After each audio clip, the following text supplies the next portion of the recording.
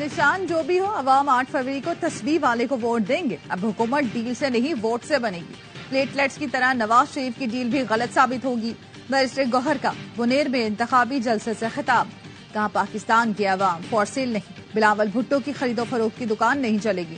P T I کے ticket holders پر مکمل اعتماد ہے، حلف لینے کی ضرورت نہیں، کہا عدلیہ سمیت ریاستی اداروں سے گلہ ہے، پی ٹی آئی سے انصاف نہیں کیا، عوام کو ووٹ کے ذریعے حکمرانوں کا انتخاب کرنے کا حق دیں۔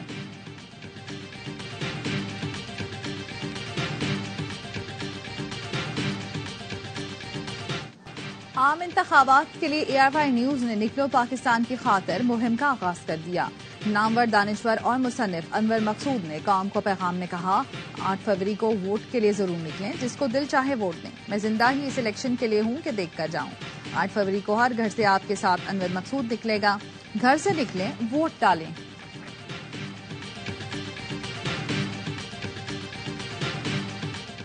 پنجاب، خیبر پختونخوا اور بلوچستان میں بارش کی پیش گوئی، گلگت بلتستان اور کشمیر میں بھی بارش اور پہاڑوں پر برفباری کا امکان۔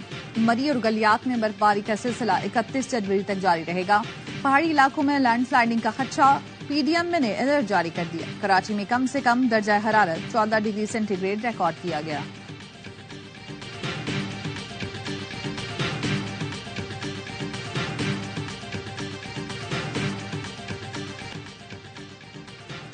ملک بھر میں سیاسی پارا ہائی، انتخابی مہم زوروں شور سے جاری۔ پاکستان پیپلز پارٹی آج راولپنڈی کے تاریخی لیاقت باغ میں پنڈال سجائے گی۔ چیئرمین بلاول بھٹو زرداری جلسے سے خطاب کریں گے۔ جلسے کی تیاریاں مکمل، پنڈال کو پارٹی پرچموں اور بینر سے سجا دیا گیا۔ مسلم لیگ نون سیالکوٹ میں پاور شو کرے گی۔ قائد نون لیگ نواز شریف جلسے سے خطاب کریں گے۔ صدر نون لیگ شہباز شریف اور نائب صدر مریم نواز بھی ہمراہ ہوں گے۔ جمعیت علماء اسلام فے کے سربراہ مولانا فضل الرحمان لاڑکانہ میں جلسے سے خطاب کریں گے۔ جماعت اسلامی کراچی میں میدان سجائے گی۔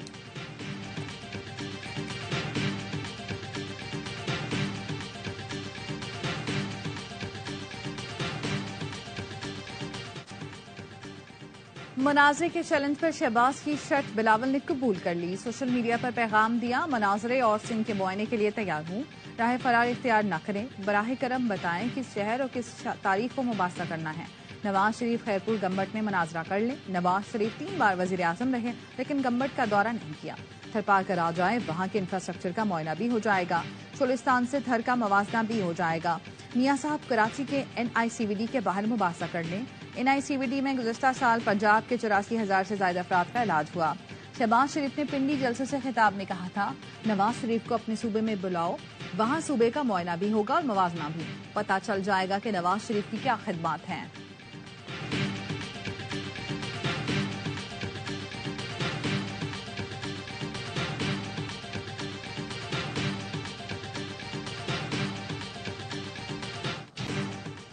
بے نظیر پر ظلم کرنے والوں کو اپنی بیٹی پر ظلم ہوتے دیکھنا پڑا، انتقامی اور نفرت کی سیاست نہیں کروں گا، سیاسی مخالفین کی بہن بیٹیوں کو گرفتار نہیں کروں گا، بے نظیر بھٹو کے نامکمل مشن کو مکمل کریں گے، نفرت اور تقسیم کی سیاست ختم کریں گے۔ بلاول بھٹو کا پشاور میں خطاب، کہا باقی جماعتوں کو کہتا ہوں جو آج کروا رہے ہیں کل یہ آپ کے ساتھ ہوگا۔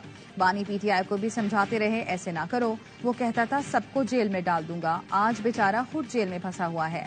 کہتا تھا کسی کو این آر او نہیں دوں گا، اب کہتا ہے کسی سے بھی بات کرنے کو تیار ہوں، اب کوئی اس سے بات کرنے کو تیار نہیں۔ نون لیگ کے انتخابی نعرے پر تنقید کرتے ہوئے بولے، آپ نے 3 مرتبہ نواز شریف دیکھا ہے، بتائیں یہ کتنا سچا نواز ہے، یہ ہماری کارکردگی پر ووٹ مانگتے ہیں، سیاسی جماعتیں نقل کر کے الیکشن لڑ رہی ہیں۔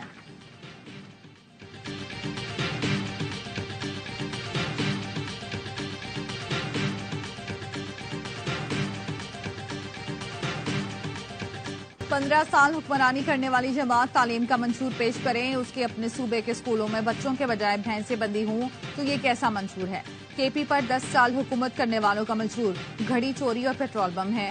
رہنما نون لیگ مریم نواز کی لفظی گولہ باری، ایبٹ آباد جلسے نے کہا عوام کا ووٹ فیصلہ کرے گا، کے پی نے کرپشن میں لتھڑے رہنا ہے یا پنجاب جیسی ترقی کرنی ہے۔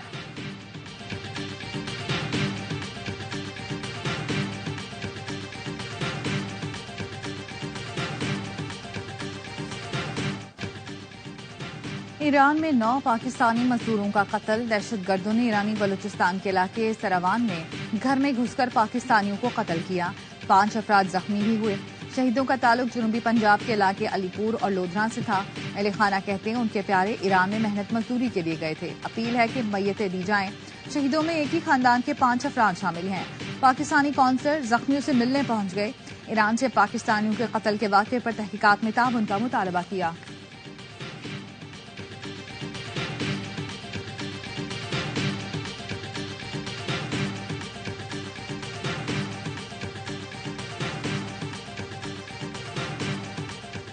پاکستان کی سلامتی ایران کی سلامتی ہے۔ ایرانی صدر ابراہیم رئیسی کا ایرانی حدود کے اندر 9 پاکستانیوں کے قتل پر افسوس کا اظہار۔ کہا ہمیں پاکستان کے ساتھ بدامنی پھیلانے کے بجائے امن کو فروغ دینا ہوگا۔ ایران پاکستان کے ساتھ ہم آہنگی اور اچھی ہمسائیگی پر مبنی پالیسی پر عمل پیرا ہے۔ تہران میں پاکستانی سفیر مدثر ٹیپو نے ایرانی صدر کو سفارتی اسناد پیش کی۔ پاکستانی سفیر نے کہا پاکستان دشمنوں کو دونوں ممالک کے درمیان مشترکہ سرحد سے فائدہ اٹھانے کی اجازت نہیں دے گا۔ اسلام آباد تہران کے ساتھ برادرانہ تعلقات کو مضبوط بنانے کا پختہ ارادہ رکھتا ہے۔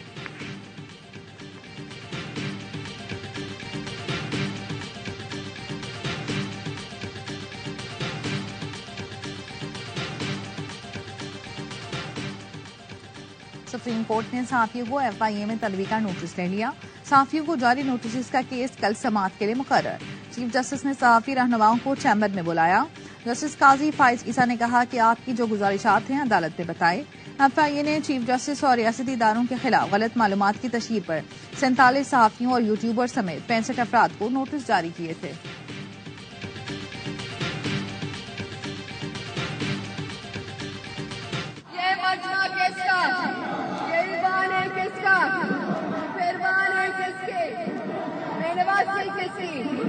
اب کام ہوگا آپ کا نشان، ہمارا نشان، بلاوا کا نشان۔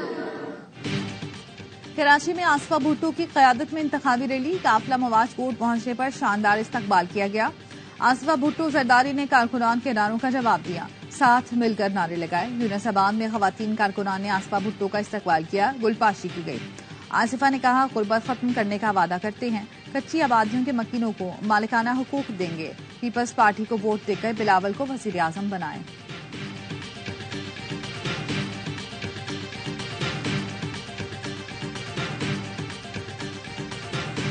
پیپلز پارٹی کے سربراہ جا کر پنجاب میں لاہور میں کھڑے ہو کر یہ نہیں کہہ سکتے کہ لاہور والوں مجھے ووٹ دو میں لاہور کو کراچی جیسا بنا دوں گا، نہیں کہہ سکتے، کیونکہ کراچی جیسا لاہور بن گیا تو وہاں بھی بچے گٹر میں گر کر مریں گے۔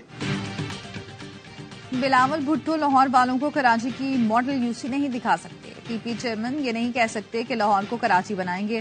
رہنما MQ مصطفیٰ کمال کا کارکنان سے خطاب، کہا پیپلز پارٹی نے سندھ میں 22,000 ارب خرچ کیے، 22,000 ارب میں سندھ کو 50 بار بنایا جا سکتا ہے، ہمیں ووٹ دو، پاکستان کو 2000 والا کراچی بنا دیں گے۔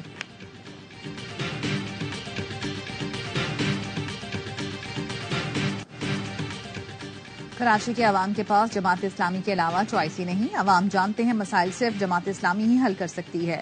حافظ نعیم الرحمان کی پروگرام اعتراض ہے میں گفتگو، کہا جماعت اسلامی کراچی والوں کی واحد نمائندہ پارٹی ہے جو ان کے تمام مسائل کے لیے آواز اٹھاتی رہی ہے۔ پہلی مرتبہ کراچی کے نوجوان جماعت اسلامی کو سپورٹ کر رہے ہیں، ہمیں PTI اور MQM کے کارکنان کی بھی حمایت حاصل ہے، پر امید ہوں کراچی میں بڑی کامیابی حاصل کریں گے۔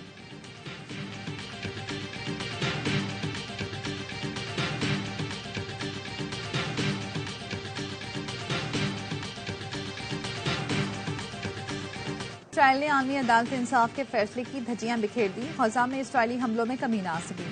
24 گھنٹے میں مزید 174 فلسطینی شہید، 310 زخمی۔ اسرائیلی فوج نے خان یونس، النصر اسپتال اور رفح کے اطراف علاقوں کو نشانہ بنایا۔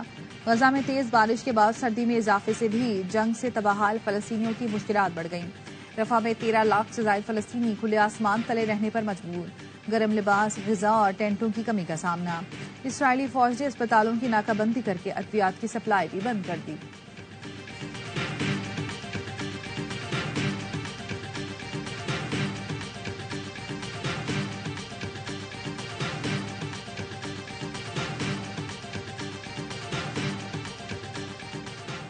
ورلڈ ایتھلیٹکس فیڈریشن سے منظور شدہ پہلی کراچی میراتھن میں 42.5 کلومیٹر دوڑ شامل، میراتھن کا آغاز سی ویو کلفٹن کے ساحل پر نشان پاکستان سے ہوا جو اسی مقام پر ختم ہوگی۔ میراتھن کے 3 ایونٹس میں ہاف میراتھن، 4 رکنی ٹیم مقابلہ اور 5 کلومیٹر کی ریس شامل۔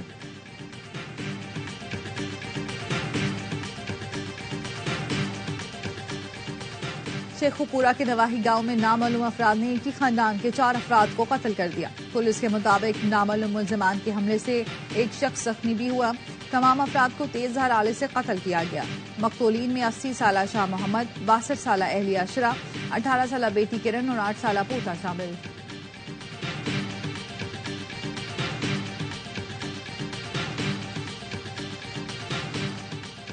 میلسی میں مبینہ پولیس مقابلہ، 2 ڈاکو ہلاک۔ پولیس کے مطابق ملزمان کو مقدمے میں ریکوری کے بعد واپس لایا جا رہا تھا۔ نہر شیر گڑھ کے قریب ملزمان کے ساتھیوں نے فائرنگ کی۔ ملزمان کی فائرنگ سے ڈاکو کلیم اور کیسر عباس ہلاک ہو گئے۔ ہلاک ڈاکو 67 مقدمات میں ریکارڈ یافتہ تھے۔ ہرپور کچے کے علاقے میں پولیس اور ڈاکو میں فائرنگ کا تبادلہ، 1 ڈاکو ہلاک، 2 ساتھی فرار۔ ہلاک ڈاکو کے سر پر 5 لاکھ روپے انعام مقرر تھا۔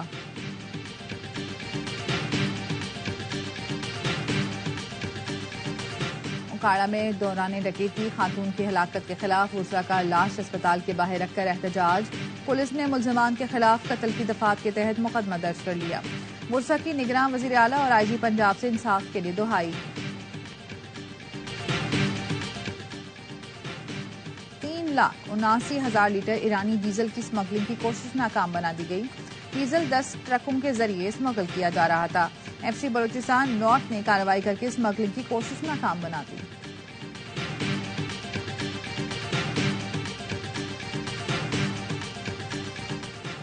مری میں غیر قانونی تعمیرات، خطرناک قرار دی جانے والی عمارتوں کے خلاف آپریشن، غیر قانونی تعمیرات مسمار، میٹیریل قبضے میں لے لیا گیا۔